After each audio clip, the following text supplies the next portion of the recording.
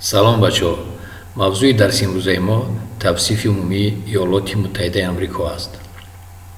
дар раванди омӯзиши мавзӯи нав шумо бо мавқеи географии мамлакат шинос мешавед, оид ба тақсимоти ҳудуди маъмурӣ, шароит ва сарватҳои табиӣ, аҳолӣ ва сохти давлатдории иёлоти муттаҳидаи амрико маълумот мегиред. масоҳати иёлоти муттаҳидаи амрико 9,5 миллиони километри квадратӣ аст.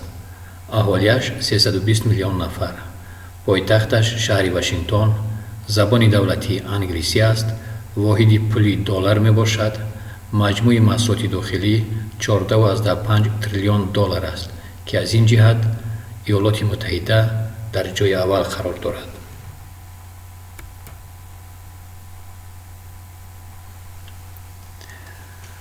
дар расм нишони миллӣ, парчами миллӣ ва пули миллии иёлоти муттаҳидаи амрико нишон дода шудааст.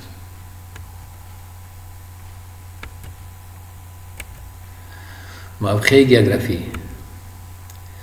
иёлоти муттаҳидаи амрико дар амрикои шимолӣ ҷойгир буда, дар шимол бо Канада ва дар ҷануб бо Мексика ҳамсарҳад мебошад. аз ғарб онро уқёнуси Ором ва аз шарқ уқёнуси Атлантӣ иҳота кардаанд.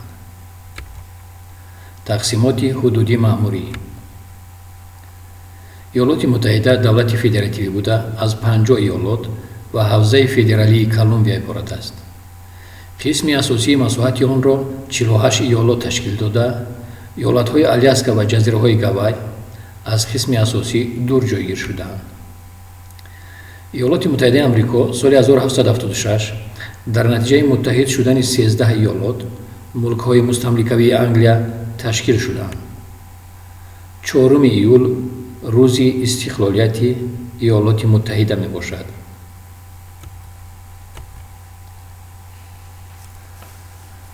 дар расм харитаи сиёсии иёлоти муттаҳидаи амрико нишон дода шудааст. чӣ тавре ки мебинед, штатҳои Аляска ва Гавай берун аз ҳудуди асосии мамлакат ҷойгир шудаанд. шароит ва сарватҳои табиӣ. шароити табиии иёлоти муттаҳидаи амрико барои инкишофи ҳама соҳаҳои хоҷагӣ мусоид аст. ғайр аз баландкӯҳҳои Апалач, қисми зиёди сарзамини кишвар барои кишоварзӣ мувофиқ мебошад. ҷангалзор аз 4/3 мамлакатро ишғол кардааст. қисми зиёди беш аз он дар Аляска ва Кордилер ҷойгир шудаанд. иёлоти муттаҳида аз захираҳои обӣ низ бой мебошанд. онҳо бештар дар қисми шарқии мамлакат ҷойгир шудаанд. дар ин ҷо дарёи пуроби Миссисипи ҷорӣ мешавад, ки аҳамияти калони хоҷагӣ, нақлиётӣ, обёрӣ ва энергетикиро дорад. дар тасвир дарёи Миссисипиро мебинед. ин яке аз дарёҳои калонтарини ҷаҳон аст. дарозияш 3757 километр мебошад. инчунин шаршараи Ниагара нишон дода шудааст. ин яке аз шаршараҳои зеботарини олам буда, ҳар сол миллионҳо нафар сайёҳон онро тамошо мекунанд. баландии шаршара 53 метр мебошад. дар сарҳад бо Канада системаи калони кӯлҳои ҷаҳон, кӯлҳои бузург ҷойгир шудаанд. ин кӯлҳо кӯли болоӣ, кӯли Мичиган, кӯли Ҳурон, кӯли Эри ва кӯли Онтарио мебошанд. сарзамини иёлоти муттаҳида дорои захираҳои бузурги сарватҳои зеризаминӣ мебошад. дар мамлакат хелҳои ашёи минералӣ, ангишт, фосфорид, сулфур, молибден, намакҳои калий барзиёд буда, вале бо баъзе хелҳои дигар нафт, гази табиӣ, маъдани оҳан, мис, рӯҳ, боксит, уран эҳтиёҷоти саноатро пурра таъмин намекунад. навъҳои маъдани никел, марганец, хромит, қалъагӣ, графит хеле кам ва ё вуҷуд надоранд. солҳои охир бисёр навъи маъданҳо аз ҷумла нафт, маъдани оҳан ва ғайра аз хориҷа оварда мешавад. шумораи аҳолии амрикои шимолӣ зиёда аз 320 миллион нафар мебошад. қисми асосии аҳолии имиаро муҳоҷирони мамлакатҳои гуногуни Аврупо, асосан Британияи Кабир ташкил медиҳанд. ба ин кишвар дар зарфи 100 сол, аз соли 1821 то соли 1921 35 миллион нафар муҳоҷирон омаданд. дар айни замон амрикоиҳо аз 5/4 ҳисса вале аҳолии муқими ҳиндуҳо бошанд 1% аҳолии мамлакатро ташкил медиҳанд. Зангиҳо 12.4% аҳолиро ташкил медиҳанд. дар тасвир халқҳои муқимии иёлоти муттаҳидаи амрико, ҳиндуҳо, алеутҳо, эскимосҳо ва халқҳои муҳоҷир амрикоиҳои иёлоти муттаҳидаи амрико ва зангиҳо нишон дода шуданд. бояд қайд намуд, ки гузаштагони зангиҳоро ҳамчун ғулом дар асрҳои 17 ва 18 аз африқо ба амрико оварда буданд.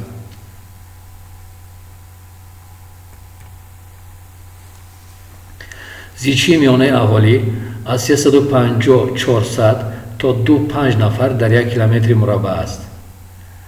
ҷойҳое ҳастанд, ки дар он ҷо шумораи одамон хеле кам, масалан Аляска.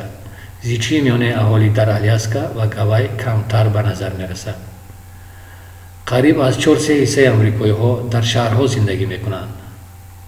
миқдори умумии шаҳрҳо дар мамлакат ба 9000 расидааст. соли 1950 дар иёлоти муттаҳида ҳамагӣ 170 агломератсия вуҷуд дошт. ҳоло бошад, шумораи онҳо аз 300 адад зиёд аст. шаҳрҳои миллионер, яъне шаҳрҳое ки шумораи аҳолияшон аз миллион нафар зиёд аст, 80 буда, агломератсияҳои миллионер бошад, ба 35 адад расидааст. ба агломератсияҳои миллионер нью-йорк, лос-анҷелес, чикаго, детройт, сан-франсиско дохил мешаванд.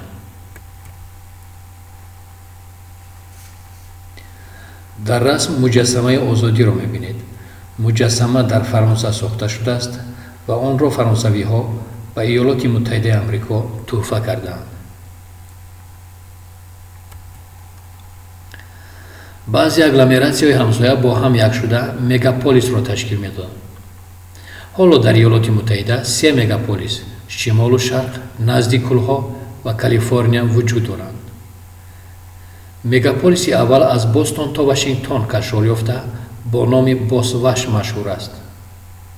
мегаполиси дуюм дар байни Чикаго ва Питтсбург ҷойгир шудааст, ки бо номи Чип-Питтс машҳур мебошад.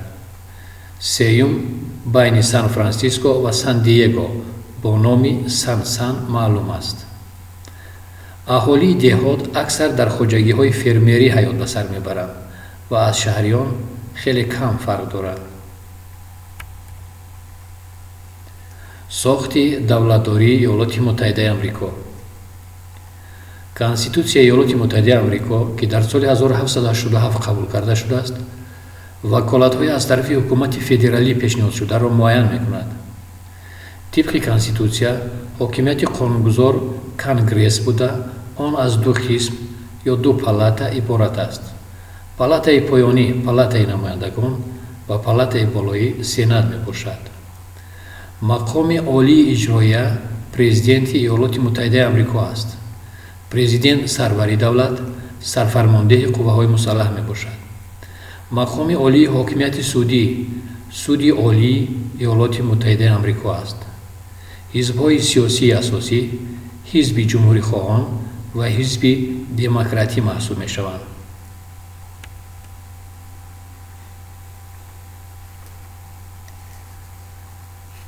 дар расм тантанаи иди истиқлолиятро дар иёлоти муттаҳидаи амрико мебинед. хонандагони азиз, эътимод дорам, ки аз дарси имрӯза донишҳои заруриро ба худ гирифтед. дар дарсҳои оянда шумо оид ба саноат, кишоварзӣ ва нақлиёти иёлоти муттаҳидаи амрико маълумот хоҳед гирифт. хайр, то дарси оянда.